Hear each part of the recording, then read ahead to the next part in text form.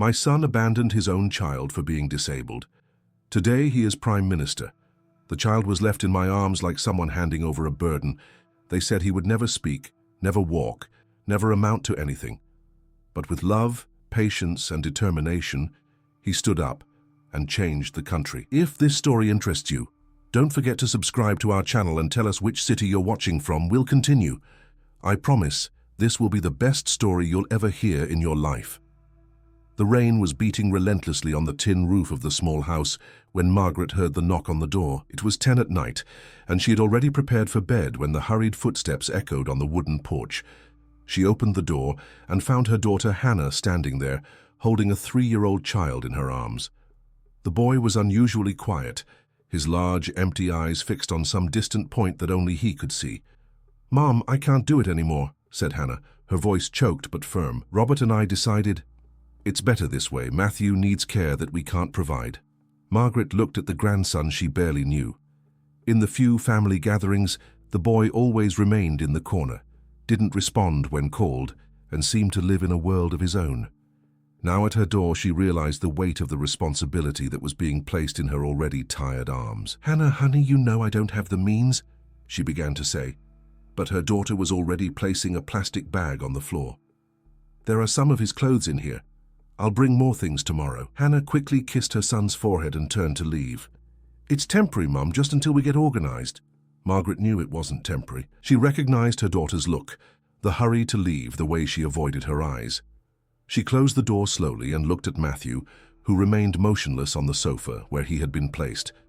The boy didn't cry, didn't look for his mother, didn't show any reaction to the abrupt change in his life. Margaret's house was small, with 2 tiny bedrooms, a living room that also served as a kitchen, and a bathroom without hot water.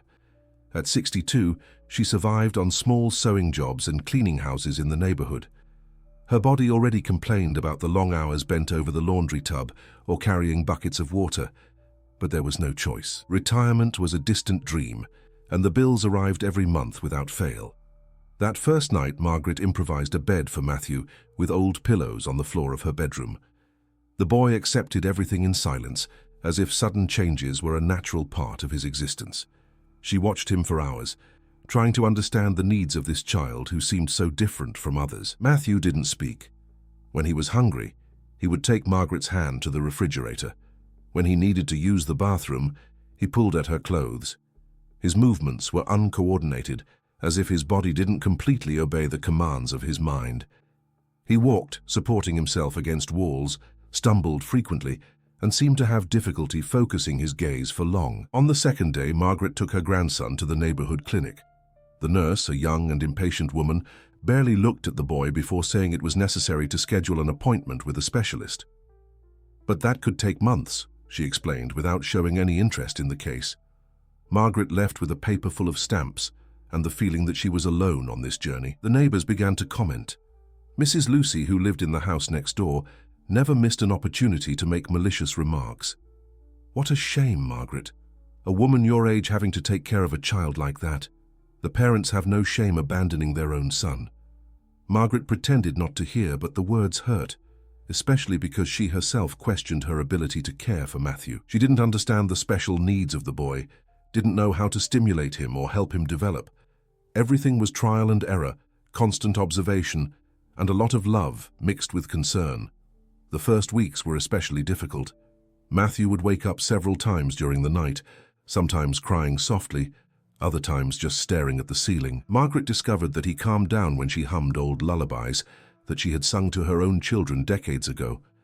Her hoarse and tired voice seemed to touch something deep in the boy, who gradually relaxed in his grandmother's presence. During the day, while Margaret worked at home sewing or washing clothes for others, Matthew would sit on the living room floor, playing with simple objects, bottle caps, pieces of fabric, small stones that he would align and realign in patterns that only made sense to him. Margaret began to notice that there was a logic to her grandson's actions, a different kind of intelligence that manifested in subtle ways. One day, while she was doing household accounts in an old notebook, Matthew approached and began to observe the numbers.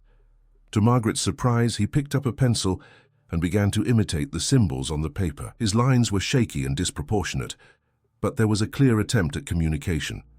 It was the first sign that there was much more happening in the boy's mind than appeared. Margaret began to treasure each small progress like a precious gem. The day Matthew managed to hold a spoon by himself to eat.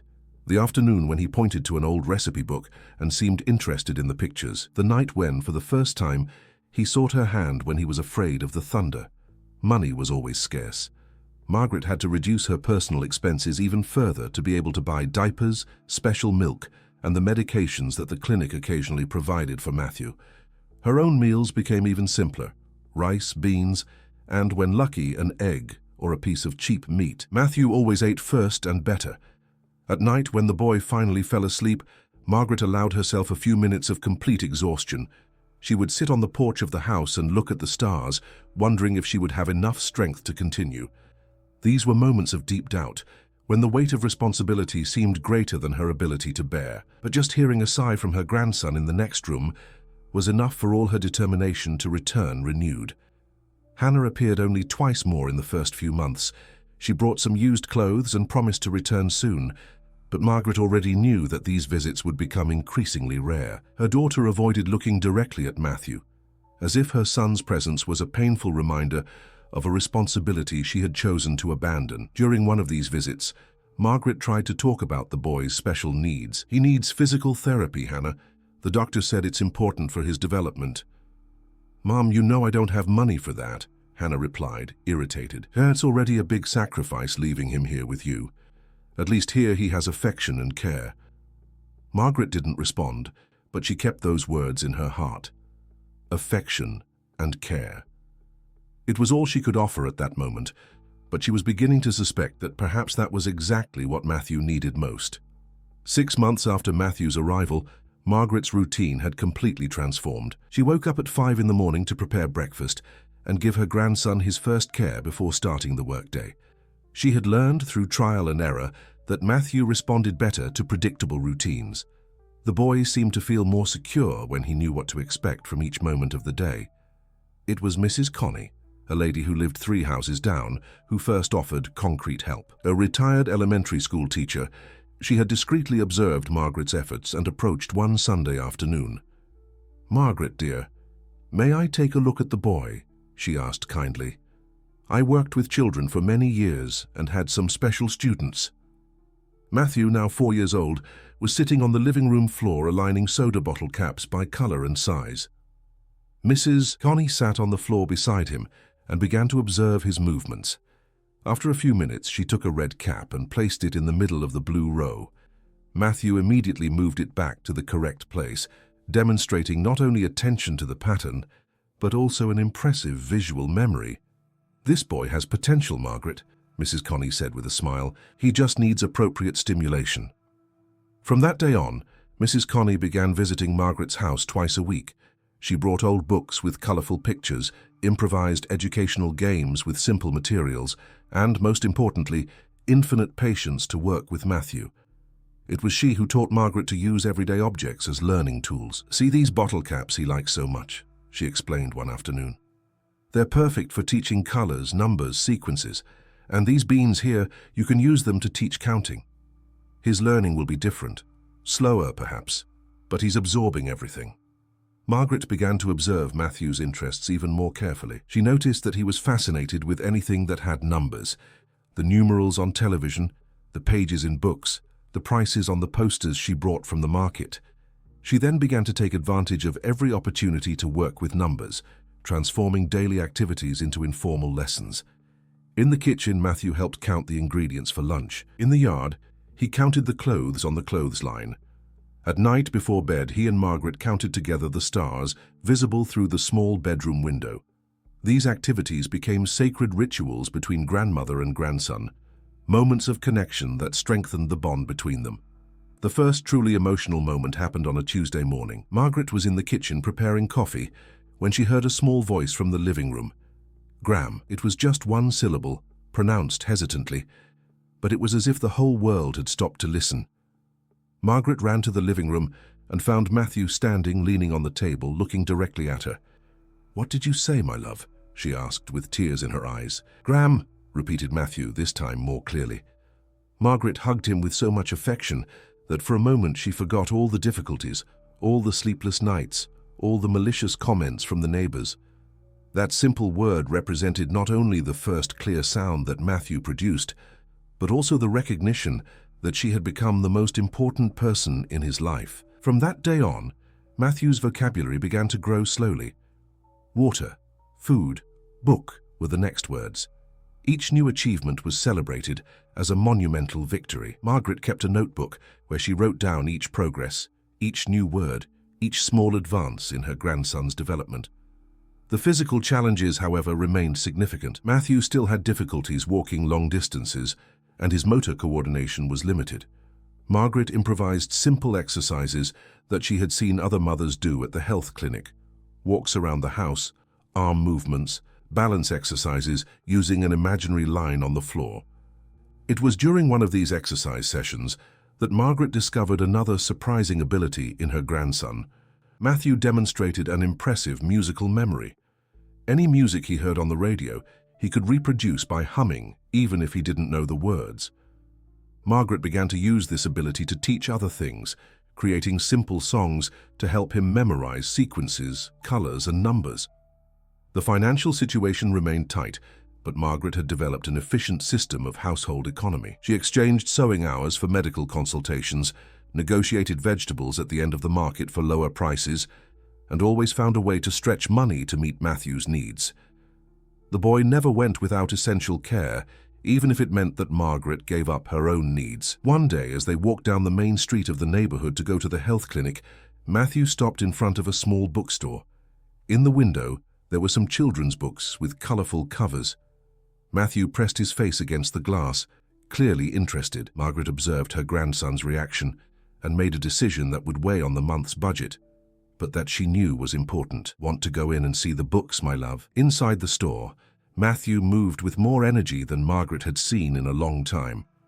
He touched the book covers, flipped through the pages, and seemed especially attracted to those with many pictures. The saleswoman, a young and friendly woman, noticed the boy's special interest. "Does he like books?" she asked kindly. "He's starting to get interested," replied Margaret, "but we can't afford to buy them." "Wait a moment," said the saleswoman, disappearing into the back of the store. She returned with a box of used books.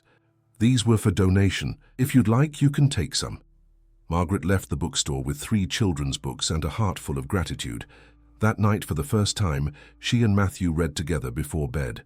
The boy followed the words with his finger, associating the sounds that Margaret made with the symbols on the page. It was the beginning of a habit that would become fundamental for the development of both. The following weeks brought more progress. Matthew began to form simple sentences. "Gram, water please." "Pretty book. Want to eat?" Each new sentence was cause for celebration in the small house. Margaret realized that despite the physical limitations, her grandson's mind was brilliant and capable of much more than anyone had imagined. Mrs. Connie continued her regular visits and began to bring more challenging activities.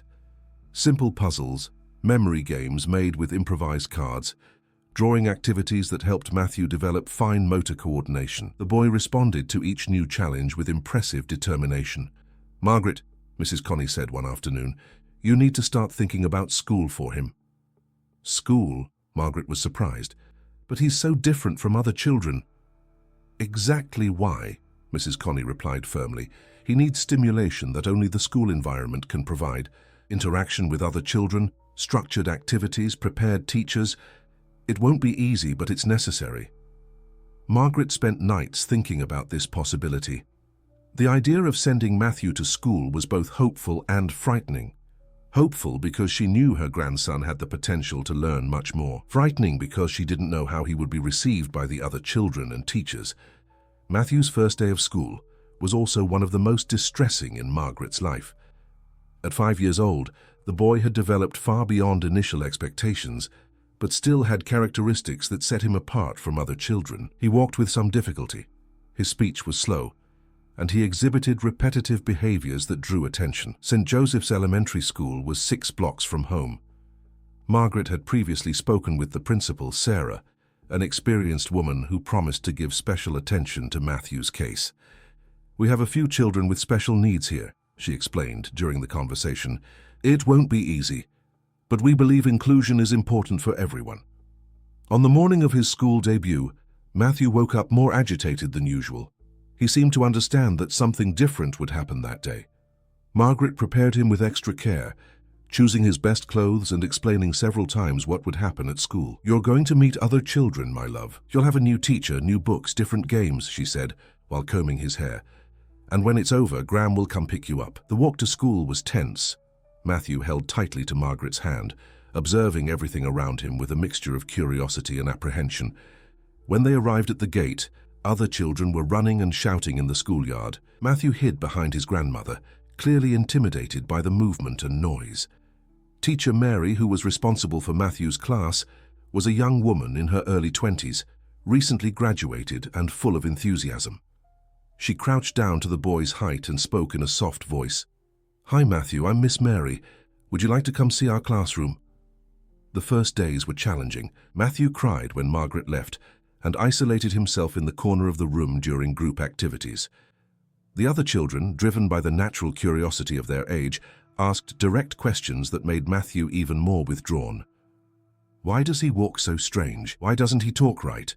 Teacher Mary worked tirelessly to create a welcoming environment. She talked with the whole class about differences, explained in a simple way that each person has their own special way of being, and created activities where Matthew could excel. She quickly discovered that the boy had an impressive facility with numbers and exceptional visual memory. During a simple math activity, while other children were still counting on their fingers, Matthew was mentally answering addition and subtraction operations. When the teacher asked, "What is 3 plus 2?" he immediately answered, 5, leaving his classmates impressed. "How do you know that so fast?" asked Jack, a boy in the class who had become closest to Matthew. "I see the numbers in my head," Matthew replied simply. Teacher Mary realized she had discovered a way to integrate Matthew into the group. She began to use his mathematical abilities in collective games, making him a valuable participant in activities. The other children began to seek him out when they needed help with numbers, and this gave Matthew a sense of belonging that he had never experienced before. At home, Margaret noticed the changes in her grandson. He came home from school tired, but with a different energy. He told her about the day's activities, mentioned the names of his classmates, and showed pride when he received compliments from the teacher. "Graham, Miss Mary said I'm very intelligent," he said one afternoon, with a radiant smile. The progress was evident, but new challenges also emerged. Some parents of students began to question Matthew's presence in the class. "Is it good for the other children?" they commented in the hallways. "Won't he slow down the development of our kids?" Margaret heard these comments and felt her heart tighten. She talked to Principal Sarah about her concerns. "Don't let yourself be shaken by these remarks," the principal advised. "Matthew has as much right to education as any other child, and I can assure you that his presence has taught important values to the whole school. In fact, something special was happening at the school. The children in Matthew's class developed impressive sensitivity and compassion. They learned to naturally include someone who was different, to have patience with diverse learning rhythms, and to value different types of intelligence. Jack, in particular, had become Matthew's best friend, defending him whenever necessary. A memorable episode happened during recess. Children from older grades began to make fun of Matthew, imitating his way of walking and making jokes about his speech. Jack and other classmates immediately positioned themselves in defense of their friend. "He's smarter than you," Jack said firmly. "And he's our friend." Teacher Mary witnessed the scene and was moved by the children's solidarity. She realized that the Inclusion Project was forming a generation that was more empathetic and aware of human differences. Matthew continued to progress academically in a surprising way.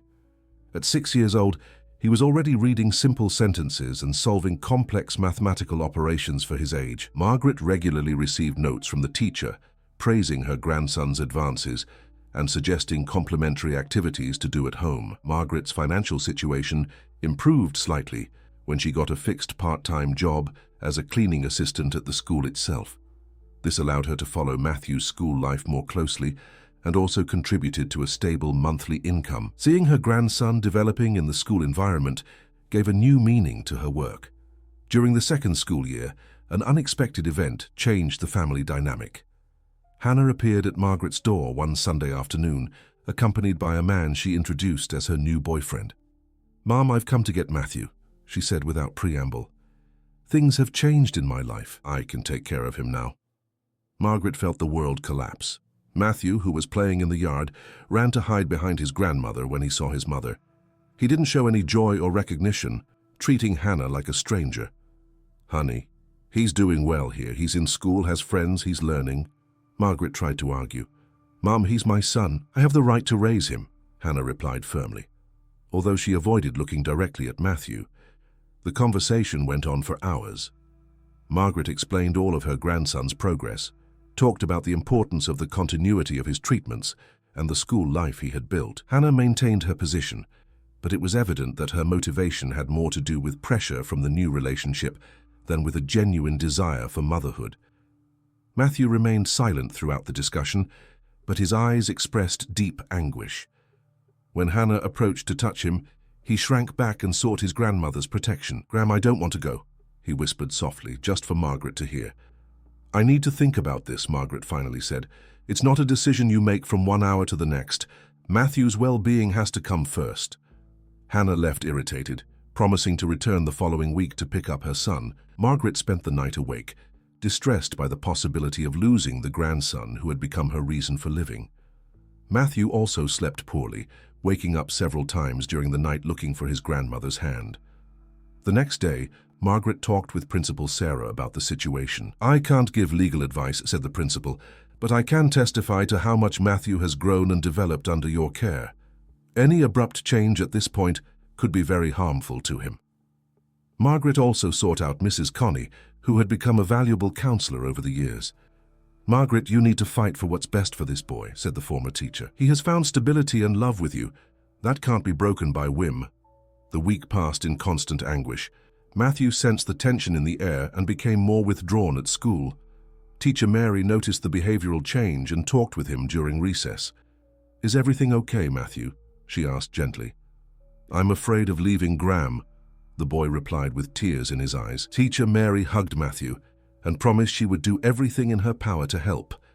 That afternoon she sought out Margaret and offered to testify about the importance of the continuity of Matthew's care with his grandmother. Margaret's decision surprised everyone. The morning after the conversation with Teacher Mary, she woke up with a determination she hadn't felt in years. She put on her best clothes, combed her hair carefully, and went straight to the town courthouse. She wanted to understand her legal rights regarding Matthew. At the courthouse, an experienced social worker named Dr. Rose received her with attention. After hearing the whole story, she explained that although Hannah was the biological mother, the prolonged abandonment and the child's welfare were important factors for any judicial decision. "Mrs. Margaret, do you have documents that prove you've been responsible for the boy's care?" asked the social worker. Margaret opened her old purse and removed an improvised folder where she kept everything related to Matthew. Vaccination card always up to date, medical reports, school reports, medication prescriptions, even the notebook where she noted each of her grandson's progresses. It was the most complete and careful documentation that Dr. Rose had ever seen from a caregiver. "I'll need to talk to the boy too," explained the social worker. "It's important to hear what he has to say about the situation."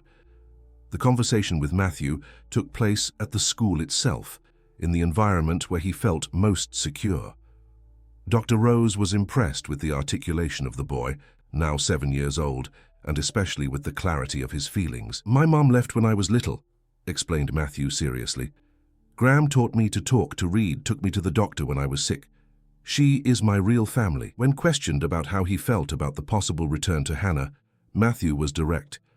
"I don't know her. I'm scared. With Gram, I feel safe." Dr. Rose also spoke with Teacher Mary, who provided a detailed account of Matthew's development at school. "In 3 years, I've seen an incredible transformation in this child," the teacher testified.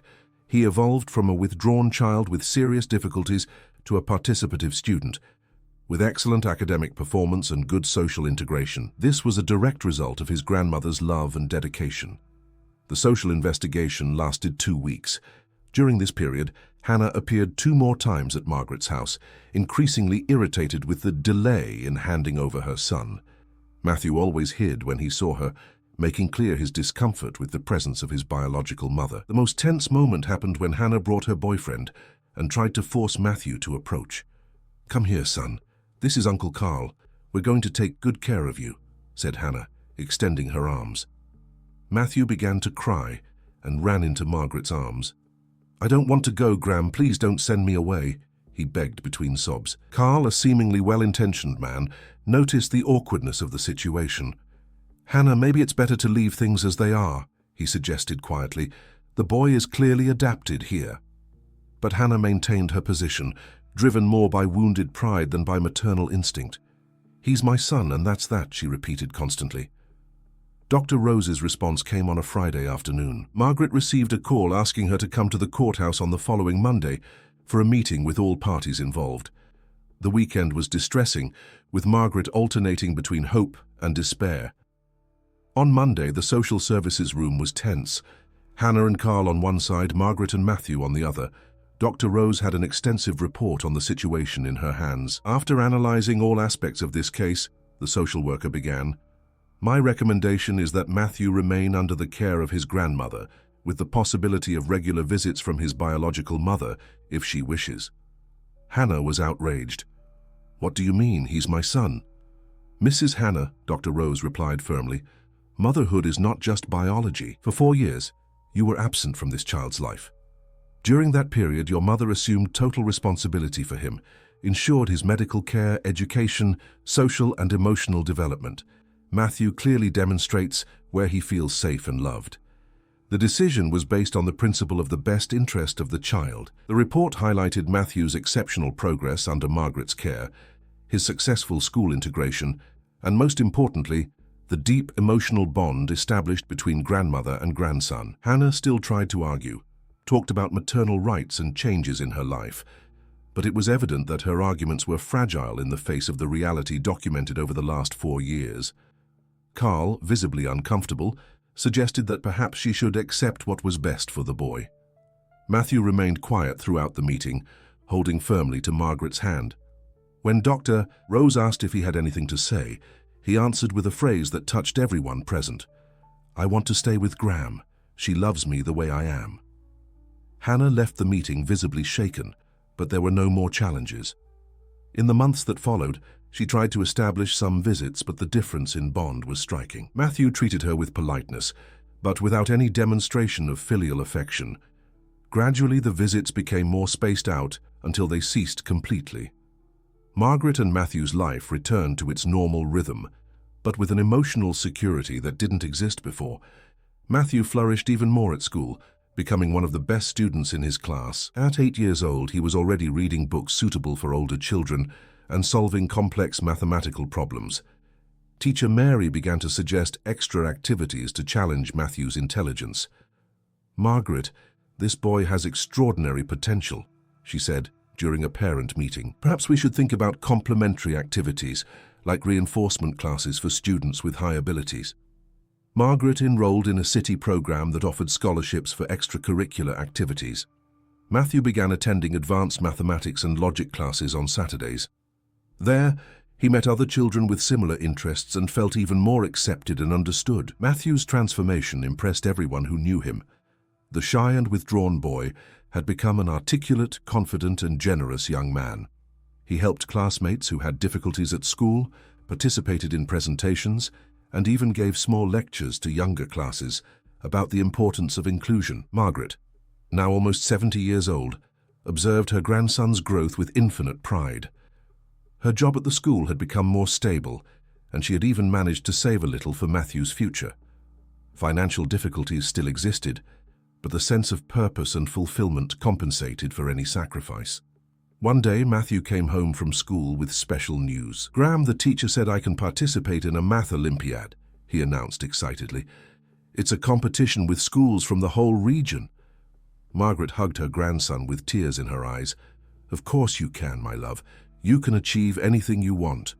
The Math Olympiad was another milestone in Matthew's life. He not only participated, but won 3rd place in his age category. The award ceremony took place at the Municipal Theatre, and Margaret was in the front row, radiant with pride, watching her grandson receive the trophy to the applause of the audience. That night at home, Matthew showed the trophy to Margaret. "Gram, this award is ours," he said seriously. "Without you, I would never have made it this far." Margaret held her grandson's face between her hands and looked him in the eyes. "Matthew, my love, you made it this far because you're intelligent, hard-working, and have a kind heart. I only gave you love and care, but everything you've achieved was through your own merit." "But you taught me that I could be anything," replied Matthew. "When nobody believed in me, you did." Years passed. Matthew became a brilliant teenager with dreams of studying engineering. Margaret, despite her advanced age, maintained the energy to follow her grandson's studies and support his projects. The small house had transformed into a home full of books, trophies, and especially love. Hannah never appeared again. Sometimes Margaret wondered if her daughter thought about the son she had abandoned, but she held no resentments.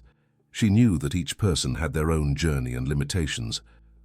One afternoon, while Matthew was studying for an important test, Margaret sat on the porch and reflected on all these years.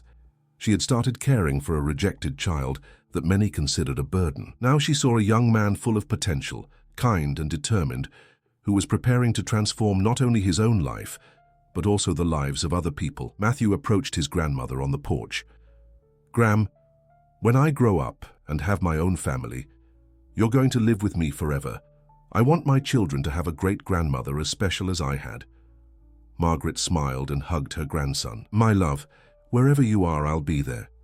Because you're not just my grandson, you're my greatest pride, my greatest achievement, and the love of my life."